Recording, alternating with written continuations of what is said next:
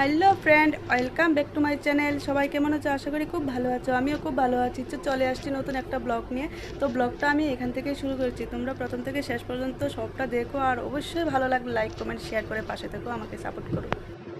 সকালবেলা ঘুম থেকে উঠে সব কাজটা সেরে নিয়েছি, আর এইদিকে ভাতের হাঁড়ি বসিয়ে দিয়েছি।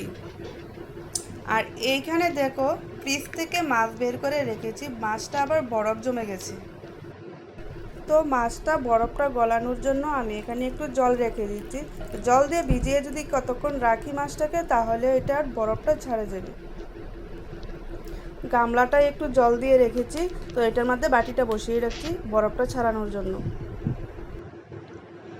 আমি ওইখানে মাছটা যে ভিজিয়ে রেখেছি, ওই মাছটা দিয়ে এই মিষ্টি কুমড়াটা কেটে এটাতে চচ্চড়ি করব। তো আমি মিষ্টি কুমড়াটা কাটতে বসে পড়েছি।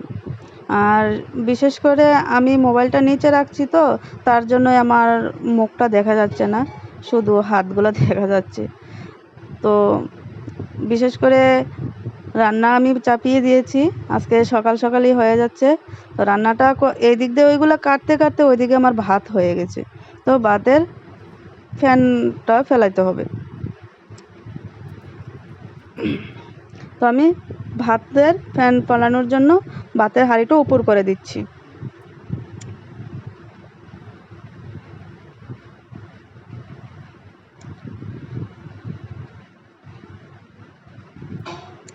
আর ভাতের হাঁড়িটা উপর করে বাকি মিষ্টি কুমড়াটা কেটে নিচ্ছি এখানে।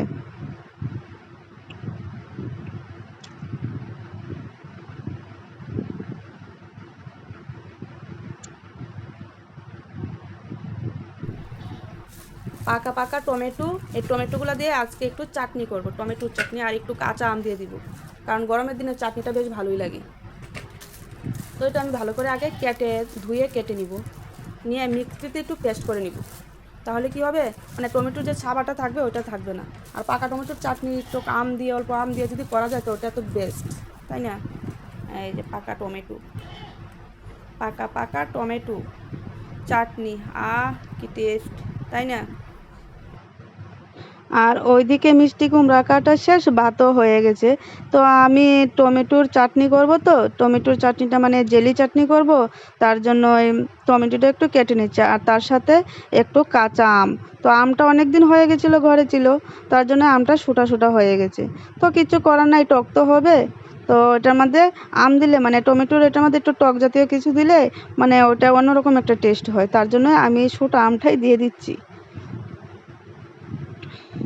আর এটা দিয়ে মিক্সিতে পেস্ট করলে মানে এই টমেটোর যে একটা চোচার মতো থাকে, সেটা থাকবে না।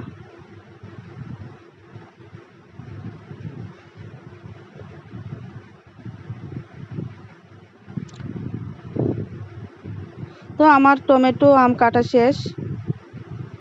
এই যে দেখো, এই মিষ্টি কুমড়াটা দিয়ে এই মাছটা রান্না করব, মানে একটু চচ্চড়ির মতো করে নিব।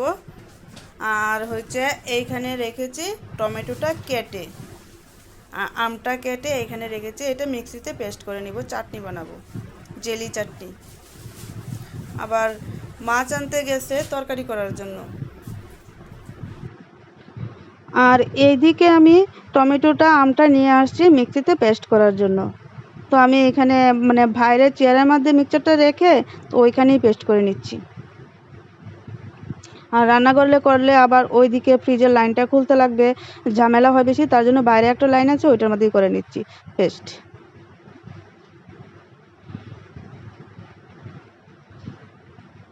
এখানে আম আর টমেটো একসাথে পেস্ট করে রেখে দিয়েছি, এটা দিয়ে চাটনি করব, জেলি চাটনি। আর এইখানে আমি দুইটা কড়াই একসাথে বসিয়ে দিয়েছি। তো দুটা কড়াই একসাথে বসিয়ে দেওয়াতে কী হবে, তাড়াতাড়ি আমার হয়ে যাবে।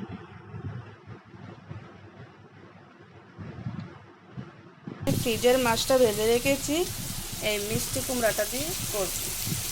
এই যে মিষ্টি কুমড়া ভাজি। আর এইদিকে এই যে চাটনি বসিয়েছি, জেলি চাটনি, টমেটোর জেলি চাটনি বসে গেছে।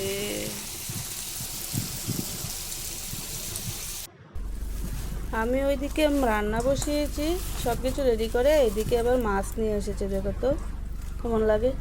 ও হো, মাছের ডিম আছে।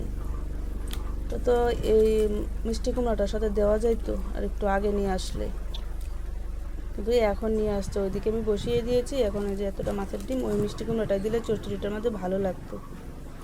থাক, আরেকদিন করব। মাছটা ধুবো। ফ্রিজের মাছটা দিয়ে মিষ্টি কুমড়া হয়ে গেছে। আর এইখানে দেখো জেলি জেলি চাটনি টমেটোর, একদম জেলি, দেখেছো? এদিকে দেখো, এই মাছটা তো পরে নিয়ে আসছে, তো এই মাছটা পরেই রান্না করতে হচ্ছে।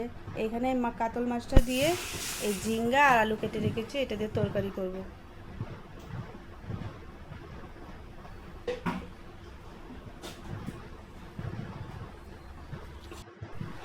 আর আজকে আমি সকাল সকাল সব কাজকর্ম সেরে একবারে রান্না বান্না ছেড়ে তারপরে স্নান করে ঠাকুর ঘরে আসছি পুজো দেওয়ার জন্য।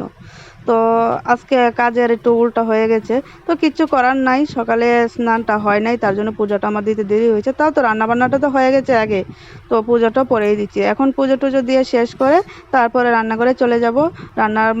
রান্নাটা নামিয়ে তারপরে খাওয়া দাওয়া করব। আর আমার ভিডিওগুলো তোমাদের ভালো লাগলে অবশ্যই কমেন্ট করো প্লিজ। আমার রান্নাবান্না কমপ্লিট হয়ে গেছে। কে কে খাবে চলে এসো তাড়াতাড়ি। আর ভিডিওটা ভালো লাগলে অবশ্যই লাইক কমেন্ট শেয়ার করে পাশে থেকো। Bye, tata.